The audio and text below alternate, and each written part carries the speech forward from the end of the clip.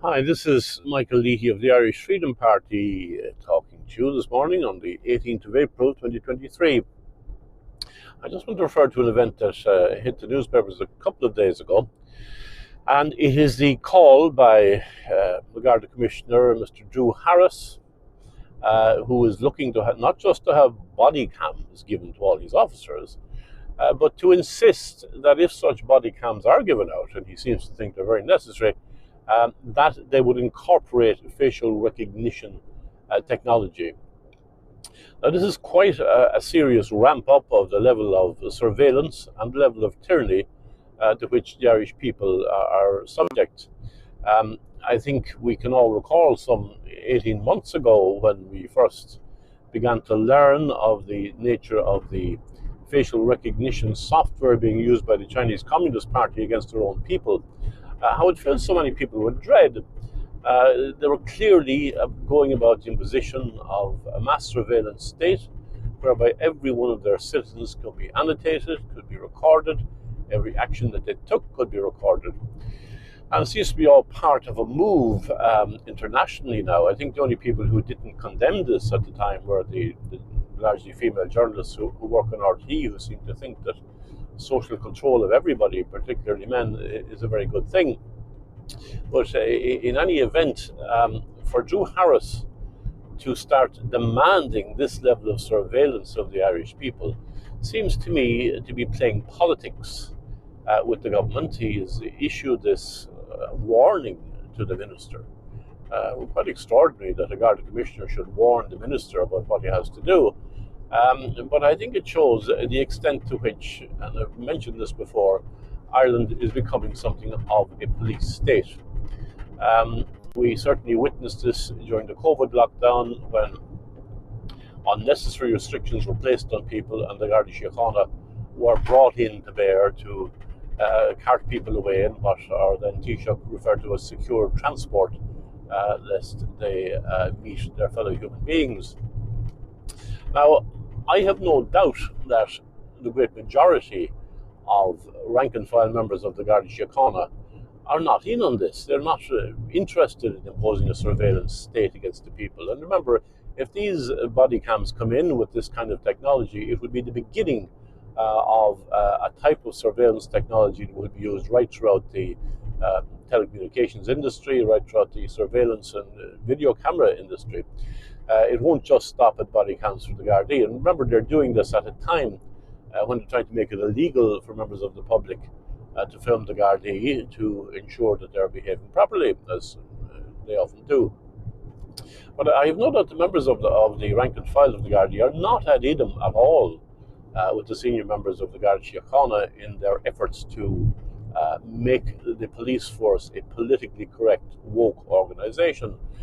There was a few weeks ago, they attempted to introduce a new protocol for the correct use of pronouns, whereby any member of the Guards, if he misgendered somebody, uh, called a man as opposed to what he claims to be, a woman, then he would be subject to discipline. And of course, the protocol that issued wasn't just that he'd be disciplined, but that he would be subject to the most rigorous and toughest form of discipline available to the Garda Síochána. It seems that only the most authoritarian and only the most brutal form of discipline is what is required when we are promoting the degeneration of our culture and our institutions. Now, the sad thing is that we know that if the commissioner gets his way on this and starts surveilling the people and invading their privacy and recording every movement that they make, we know, sadly, that our judiciary are not going to lift a finger to help us. And the reason we can be sure of this is because they were, I would say, asleep at the wheel during the COVID lockdowns when the government engaged in a massive power grab against the people. They engaged in a massive attack against every aspect of our constitution. I, at the time, remember stating that I was confident that the Supreme Court would throw this out as soon as it arrived on their desks. But I was to be sadly disappointed, not just the Supreme Court, but the High Court. And the High Court had absolutely no interest whatsoever in dealing with the matter. And even when it eventually was brought to the Supreme Court by John Waters and Gemma O'Doherty, I think only one judge was on their side. John Waters has written very cogently about this, and he puts it down to the abandonment by the higher judiciary of the concept of natural law.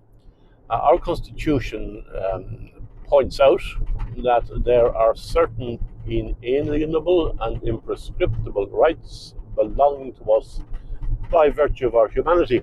It's important to bear in mind that these rights are not bestowed by the Constitution, and they're not bestowed by the government. They belong to us by right. They're recognized by the Constitution, but they're not bestowed by it. That's an important distinction. De Valera, who was the, you could say, the primary drafter of our Constitution, always had a certain suspicion of the judiciary. I think he was right to have that suspicion. The judiciary were, in our state, and the structures of the judiciary and the legal profession of the barristers was largely inherited from British times.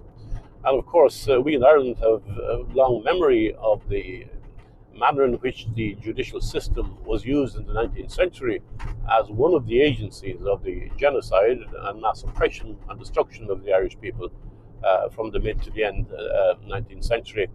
And the structure hasn't changed, and we have to wonder, is the legal profession, is the judiciary lining up for a second performance of attack against our people? Let us hope not. Fine Gael have been, in particular, in my opinion, guilty of appointment of politically correct, woke judges who will ignore the rights of the people in order to impose their relativistic and Marxist ideology and their attacks against human rights. If you think Fine Gael are bad, you could imagine what will happen when you get a fully accredited Marxist party into power, such as Sinn Féin. They will probably go out of their way to appoint criminals and Marxists to the judiciary to specifically attack the rights of the people that they disapprove of, or the rights of those who dissent against the government, or the rights of those who attempt to organize politically. The government has already attempted to nobble the prospects for the formation of new political parties, and I've spoken about that before. We in the Irish Freedom Party regard this as a key issue. If we do not have a proper justice system, then that becomes a real threat to our democracy and to our state. There are many threats facing not just Ireland, but the Western culture generally. There's the threat of European overreach. There's the threat of a nuclear war being provoked by NATO and its inaction and its belligerence in the current war in Europe. But I also think that if we do not have a proper justice system, either a judiciary or a police force, which is prepared to stand up to defend the rights of the people and prepared to recognize the people's rights, which we have by right of our human dignity, then we're in real trouble. If the judiciary and the police force become politicized, and they're certainly showing signs of that, very, very substantial signs of that, then we are going to find it very, very difficult to bring government to heel, to bring the European Union to heel. We in the Irish Freedom Party believe that it is time to have a reassessment of how judges are appointed, and it is time to have a reassessment of the role that they play in implementing law, where they specifically go against the concepts of the prescriptible rights of the human being. And I think John Waters has pointed out when he was taking his cases that his barristers advised him, look, there's no point in going down the road of talking about imprescriptible and inalienable rights because the judiciary don't want to hear it. If that is the case, then the judiciary have basically rendered our Constitution null and void. I believe that our Constitution is the most profound document in the struggle for Irish freedom and liberty. But if it is ignored by an effete judiciary, politically appointed, and answerable to nobody, then we are in real trouble. We will review the process of appointment of judges, and we will insist that they operate the natural law process whereby human dignity is recognized. And natural law is not specifically Catholic doctrine. It existed many centuries before the birth of Christ, and it is the only way we can protect our rights and liberties.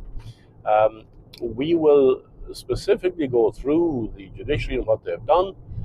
Where they have ignored natural law, we will look for reasons as to why they have done it.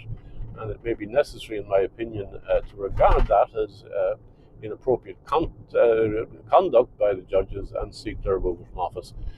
We will certainly insist that the natural law and the rights of the citizens are protected by the judiciary, and we will not accept them refusing to do so. Now, this will be part of our manifesto or our upcoming election. If you believe this is an important matter, then please come out and support the Irish Freedom Party, or join our party, or become an activist with us. Thank you very much.